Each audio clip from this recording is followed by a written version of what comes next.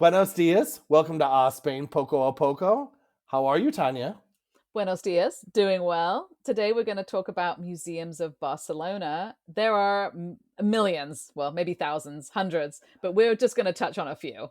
I don't know about even hundreds. A lot. There's We'll a go with a lot. lot. We're just some of our favorites we're going to start with, and we'll probably end up doing a few more Poco a Pocos about the museums in some of these bigger cities because there are just a tremendous amount to go through.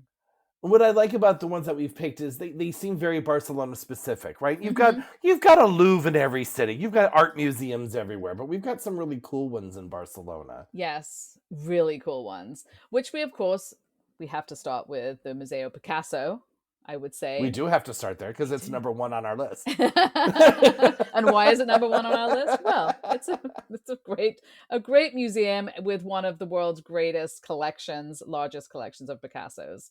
So a good place to start. And it's over 4,000 works, but it's mostly focusing on his student years and his first exhibitions and his time in Barcelona. So it's really Hmm. kind of specific to his time there, which is cool. Yes. Well, and I did look up like how many pieces of art there that he has, not having any idea, to be honest. And I was surprised anywhere between 50,000 and 150,000 he has around the world. And that does include painting, sculptures, Do these ceramics, people prints. sleep? Like, I I mean, don't I know.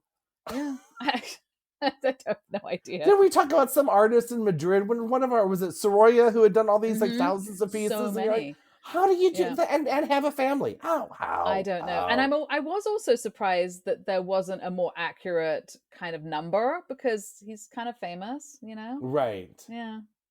So people maybe I'm just gonna go out there and say I think these might be some forgeries. I think there might be some that might forgeries on be. that list.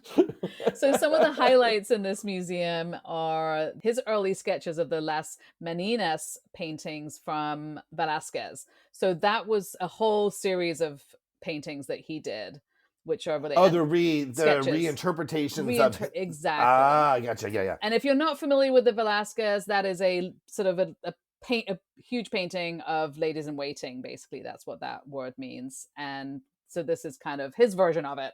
Very different, obviously, Gotcha. And there's over 58 of those paintings and which sketches, is a lot. correct? Yeah. That is a lot. Hmm. And it's in 5 different palaces in the Elborn neighborhood. Yes, which I think is really interesting. So they have these palaces, they're all kind of connected. So you're not like, they're not all in all different places, they're sort of It's not like a connected. campus or you have a No, map. no. Turn the corner if you want to see the other works. Yeah, so you have this really amazing, very sort of Barcelona-esque experience where you have these beautiful rooms displaying his artwork, obviously, which is more sort of more simple. And then as you go around, you go outside between the buildings, it's just these amazing ancient buildings with columns and arches and things. So a really nice experience architecturally and Hmm. artistically from the Picasso artwork, I would say, from that particular museum. And the fun fact, about this is that he donated many of these pieces himself Oh, because he he did? considered Barcelona his like artistic home. I mean, I think that's where he found himself, right? That is, yeah. So we consider that a wonderful place to visit and quite a lot to see. So take your time. So our next one, number 2, is the Museum Nacional de Art de Catalunya. MNAC.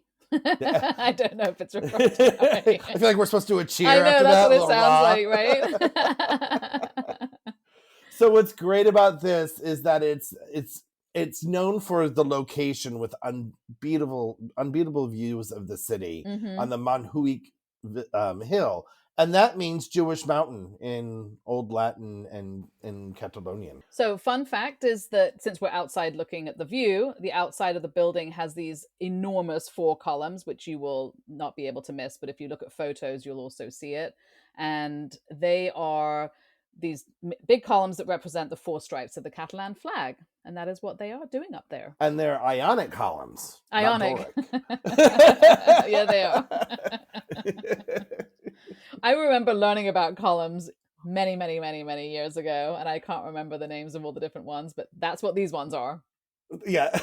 One's got like a scrolly top and Yeah, and then there's the Corinthian columns. I right. remember that little, it's, that chart is hmm emblazoned on I my can see the memory. picture of all the different types of Yes. columns, but I can't remember the names of all of them. That is totally how my Right. mind works anyway. So there you have it. I'm with you on that one. I'm with you on that one. So this is But what's this is home to Europe's best Romanesque frescoes, which were rescued from crumbled rural churches in the Pyrenees and the rural Catalan churches. So a very unique experience of art there. And fun fact about that, they were literally peeled off the walls in like 100 years ago, so art smugglers wouldn't steal them. They Oh my were racing against goodness. time, against greedy little monsters. Well, aren't we lucky that they were peelable? You know, they didn't Yeah, just paint them so straight on like concrete, you know? Like, well, I'm sure they did. I mean, what do you don't really paint them on boy, I really didn't pay attention to art history. Like, what do they paint them on? Plaster, right? They plaster the walls and then you paint the fresco on the plaster. yeah, but Isn't that maybe how they it had painted works? them on something if they were able to get rid of them. We obviously did not do our research on how they peeled them off the walls, but anyway, they were saved, thank goodness, They were and you can saved, see yes. them at this museum. So there we go. And the museum has lots of Gothic, Renaissance, and modern hmm Catalan art. So yeah, so basically this is a very kind of more like an old world national museum. You're going to see a lot of huge impressive paintings and frescoes, and it's going to be a great experience, and you're going to have a And wonderful in one of view. those grand palaces of art, as it Exactly. were, right? Totally. And in a beautiful part of Barcelona with a wonderful view. So it's worth that. It's worth a visit. The next one is kind of one of my favorite though. This is spectacular in a whole other way, which is the Museo Maritime de Barcelona, the Maritime Museum of Barcelona. Always fun. I think I have to agree. This is the coolest museum. It focuses on obviously the history of the maritime things in the Mediterranean Mm-hmm. world. And what's really cool is they have a full size 16th century Royal Galley ship that fought at the Battle of Lepanto, and Mm-hmm. it's in the museum. And it's like such a cool display, the way it's It set up in the is. arches and Yeah, it's in this everything. gigantic hall of arches, and this boat, I mean, ship, this boat. Someone's gonna This little this little little tiny dinghy. dinghy is sitting in this gigantic hall of arches. It's just incredibly spectacular. But I will I will say my favorite part of this museum, because I think it's absolutely terrifying that somebody did this, is they do have a replica of one of the first submarines, and it's made of wood. And I just can't imagine.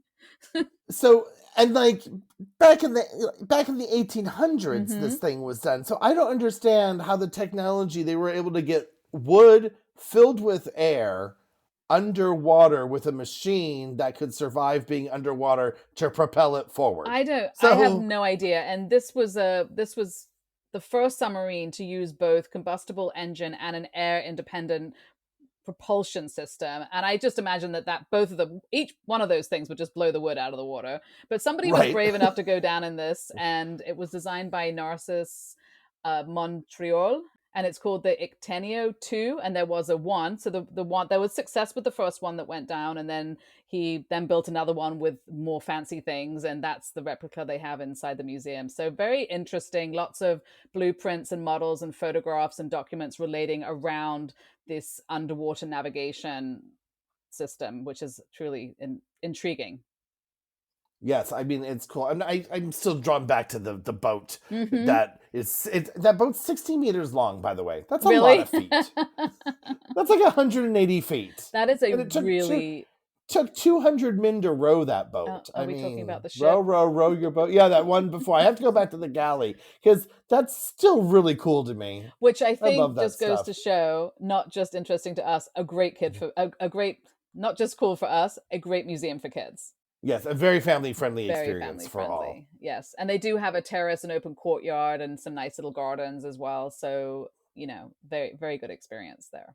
Now, the next one, I think some would say is family friendly, not necessarily family friendly in our house because it's not our sport, but they do have a museum to the football club FC Barcelona, Of which I course. think would be very exciting to a lot of people who are into football. Football, yes, absolutely. Also not, well, some people in our house, but not not me personally, but if you are interested in football, they obviously have the history, they've got trophies, they've got lots of information. It's very colorful, it's fun, and definitely worth a visit.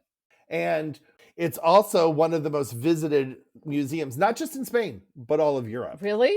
Yeah. I guess I'm not actually Just, surprised. in case you didn't know that. Yeah. Football's kind of a big thing It here, is kind from of a what I big heard. thing, but you do not have to be a Barca fan to enjoy this museum. I think if you enjoy sports in any way or capacity, the amount, the trophies, the jerseys, memorabilia. There's multimedia rooms with videos of, like, iconic moments, and so you can probably. I think I could enjoy this museum if I was going with somebody that was really into football. I think they've done a really good job of putting it all Right. together into a museum. And there's a lot of focusing on, I guess they're building a new stadium there in Barcelona. Oh, okay. So there's a lot of that too. It'll bring a lot of excitement to get people excited for the new stadium. They without probably don't finding need a out. lot of encouragement to be excited about a new football stadium in Barcelona, but Probably not. So our next museum is the Fundació Juan Miró, which is dedicated to Miró's surreal, colorful, playful paintings and sculptures and textiles and giant murals. But it's not just the paintings here either. We're also the building that they're in is spectacularly unique. Right, which was designed by his friend Josep Louis Cert, Mm-hmm. and it was designed to mirror the airiness and the light style of Miro. So it's a modern building. I mean, it's still modern. It does still It's a look very modern, modernism. It's a yes. modern. It's a building of the modernism. So it's quite a stunning It is. work Yeah, of he art. wanted, he wanted his art to have a place where it felt like you were walking under the open sky. And the building itself, it's a huge camp. It almost looks like a campus of buildings. I think it is one building, but I mean it's huge. It's a Mhm. huge area and very interesting architecture, I would say, as a different, and also gardens and a spectacular view. Again, it's in a very nice location. So I think it And what's nice about this museum is it's showing the the Catalonian modernism movement, but from different from the perspective of Dali and Gaudi, Mhm. which I think are Muro is very famous, but I think I in my own life have associated Dali and Gaudi with Barcelona and not so much Miro. But Definitely. And that's you're going just to get a me. lot of Dali and Gaudi in Barcelona. So if you go Yeah, to his museum, that will give you another perspective on this era of art for sure. right. Agreed. Agreed. And our next one, which I think is kind of cool, is the Museo de Historia de Barcelona, Hmm. also known as the Barcelona History Museum for us tacky Also, travelers. also Don't know how to pronounce. MUHBA. Rah, rah, rah. I don't know if anyone's referring to these museums with these initials, but there you go. What what I love about this museum, and I do like these kind of museums, and if I can, if I have the time and I know where they are, I love museums that give you the history of the place you're in. Definitely. Especially like when we're here and they have been civilizations coming and going on this soil. And when they have to build a building and then they excavate and they see a pot from 1700 years ago, they got to stop construction. And next thing you know, there's a museum where an apartment building was going to be because they've got all this stuff, right? Absolutely. Yeah. And this is 2000 years of Barcelona history, and it is in an archaeological site. So the building itself, which, like you were saying, Mhm. is not just the museum, but part of the museum, if that makes sense. It's actually, the building is part of the history. So it's all Right. combined You're there. walking through You're, it. You're walking you're through walking Roman through rooms history. under the city. And yeah, you're walking through the layers, right? Right. And this is in the Gothic quarter of Barcelona. And so a wonderful way to experience that history of Barcelona in one place.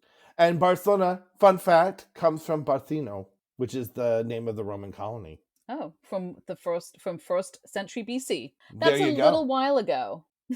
Not really.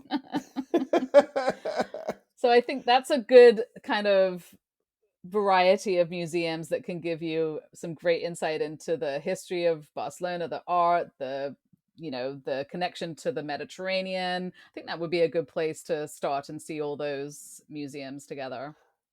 I think so. Yeah, it gives you the sense of place, its Hmm. history, and why it's important in the art world. Absolutely. Love it. Yeah.